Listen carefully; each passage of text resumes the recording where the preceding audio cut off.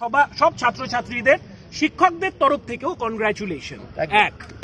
2 নম্বর, আজকের সব থেকে ভালো দিক যেটা লেগেছে, এর আগে হয়তো ছাত্রছাত্রীদের ক্ষেত্রে মুখাপেক্ষী হয়ে শিক্ষকরা বলেছেন, আজকে স্লোগানের 90% সেইটা কিন্তু ছাত্ররা বলেছে। সেখানে টিচাররা দ্বিতীয় সারিতে ছিল, যখন দরকার হয়েছে এগিয়েছে। এটা মানে কি বলবো, ছাত্রছাত্রীদের দিক থেকে যথেষ্ট একটা উল্লেখযোগ্য ব্যাপার। ভেতরে কি হলো সেটা একটু বলে দিই। ভেতরে চেয়ারম্যানের যিনি সেক্রেটারি ছিলেন তার সাথে কথা হয়েছে। তিনি কার্যত মেনে নিয়েছেন যে দুর্নীতি হয়েছে, তবে উনি বলেছেন 4টে জেলায় হয়েছে। যদিও 4টে জেলায় 4 লক্ষ পরীক্ষার্থী যদি দুর্নীতির সাথে যুক্ত থাকে, অন্তত ধরে নিলাম 1 লক্ষ যদি থাকে, সেটার সিট সংখ্যার থেকে কিন্তু কয়েকশো গুণ বেশি। সুতরাং এই পরীক্ষাটার আদতে কোনো সারবত্তাই থাকে না।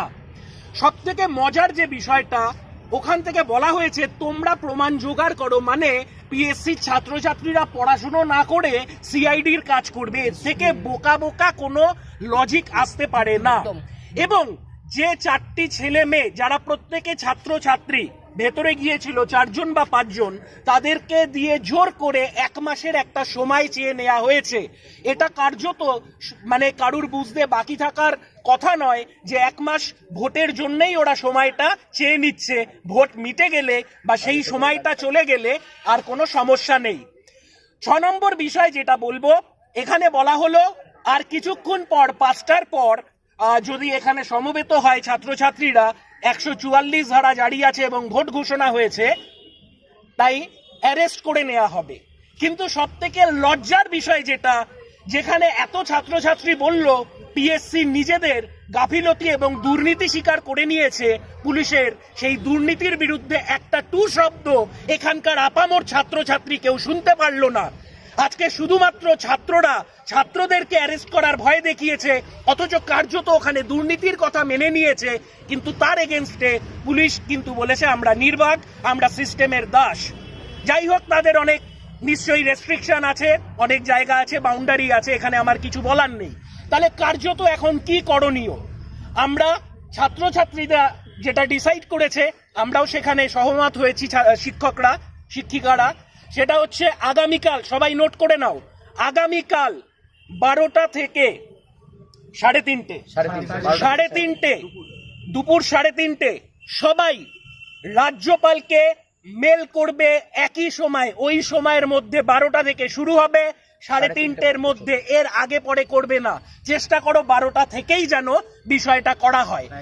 এবং মেলের ফরম্যাট কি হবে বা বিভিন্ন বিষয় কি লিখতে হবে, এটা বিভিন্ন গ্রুপে, তোমরা বিভিন্ন সোশ্যাল মিডিয়ায় রয়েছো, আজকে রাতের মধ্যে আপডেট করে দেয়া হবে।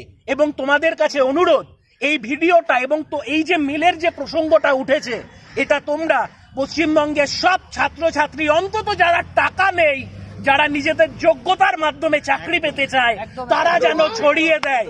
কারণ সবার বাবার পয়সা থাকে না। আর একটা কথা স্যার বলুন, আরেকটা কথা হচ্ছে যে কালকে আমাদের মধ্যে একজন স্টুডেন্ট যে খুব দায়িত্বভাবে একটা কথা বলেছেন যে আমরা আরেকটা জিনিস করব, একদম সিস্টেমেটিক ওয়েতে করব, যেটা হচ্ছে যে কালকে আমরা রাজভবনে আমাদের তরফ থেকে 2 জন স্টুডেন্ট রিপ্রেজেন্টেটিভ যাবে। কোনো টিচার না, কোনো পলিটিক্যাল নেতা না, আবারও বলছি, কোনো টিচার না, কোনো পলিটিক্যাল নেতা না, শুধুমাত্র যারা পরীক্ষা দিয়েছে, যাদের অ্যাডমিট কার্ড আছে অরিজিনালি, তারা যারা স্টুডেন্ট, মানে একদমই স্টুডেন্ট, তারা অ্যাসপিরেন্ট, তারা কালকে যাবে এবং তারা কালকে রাজভবনে গিয়ে তাদের আমাদের দিয়ে ডেপুটেশন জানাবেন। এবং আমাদের যে আজকে যে কপিটা পিএসসির থেকে স্ট্যাম্প মেরে দেওয়া হয়েছে, সেই স্ট্যাম্প পেপারটার সাথে ইনক্লুড করে আমাদের ডকুমেন্টেশন করা হবে যে আমাদের এই যে জিনিসটা আমরা আজকে যে মার্চটা আমরা করলাম এবং পরবর্তীকালে যে এটা যে অ্যাকসেপ্ট করেছে পিএসসি যে দুর্নীতি হয়েছে, চুরি হয়েছে, পেপার লিক হয়েছে, সেটা যে পিএসসি অ্যাকসেপ্ট করেছে। এবং স্যার বললেন যে 4টে জেলায় অ্যাকসেপ্ট করা হয়েছে, 4টে জেলায় কমপক্ষে 3 থেকে 4 লাখ স্টুডেন্ট থাকতেই পারে এবং আছেও। এবং এই এফেক্টটা কলকাতাতে 9 জনকে অ্যারেস্ট করা হয়েছে, সেটাও ওনারা স্বীকার করেছেন তো নাকি?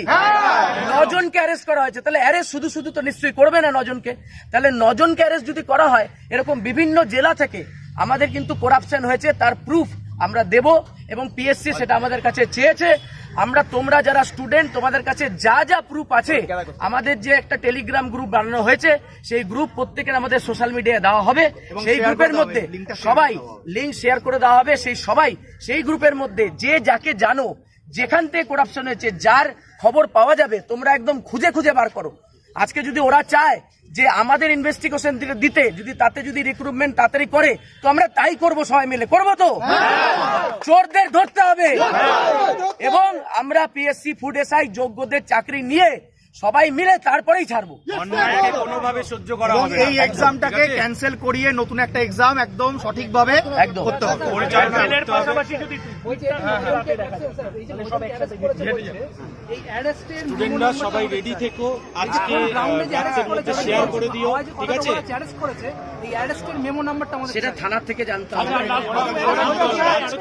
আজকে রাত 10টায় আর আজকে রাত্রি 10টার সময় প্রত্যেকে লাইভে আসা হবে, এবং সেখানে আমরা আরো আপডেট দেব, আমরা আরো স্টুডেন্টদের সাথে কথা বলবো। একটা কথা সবাইকে বলছি, ওয়েস্ট বেঙ্গলের স্টুডেন্টরা এবং আমরা সমস্ত টিচাররা, এখানে কিন্তু তোমরা ক্যাপ্টেন, তোমাদেরকে কিন্তু লিড করতে হবে, এবং সবাইকে সমবেতভাবে, যারা আজকে আসতে পারোনি শর্ট নোটিসে, তারা চেষ্টা করছো আমাদের পাশে থাকার, তারা সোশ্যাল মিডিয়াতে এই যে ভিডিওটা আমরা বানালাম সেটা সবাই শেয়ার করো।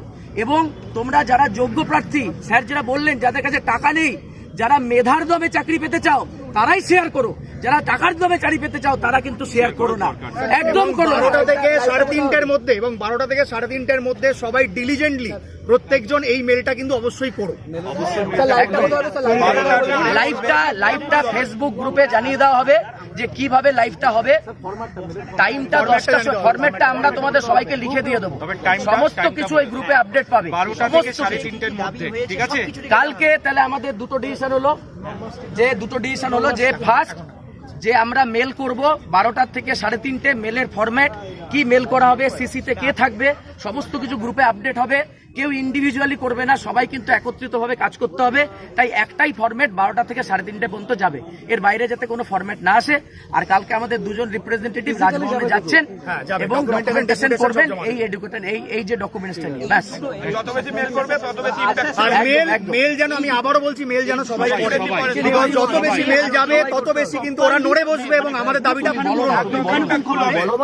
এই যে দুটো স্টেপ নেওয়া হলো, যেটা স্যারেরা এখন বললেন যে পুরো দুটো স্টেপ কালকে কি নেওয়া হবে, সেটা আজকে আমাদের রাত্রিবেলা যখন লাইভ আসবো সবাই আমরা, তখন কি কি ডকুমেন্টস বা কি কি বলা হয়েছে সমস্ত ডিটেলসে জানানো হবে। আমাদের প্রথম এখন পাখির চোখ রাখতে হবে যে আজকে রাতের বেলায় 10টার সময় যাতে ম্যাক্সিমাম লোকে জানতে পারে যে এইরকম ঘটনা ঘটেছে, এই ঘটেছে।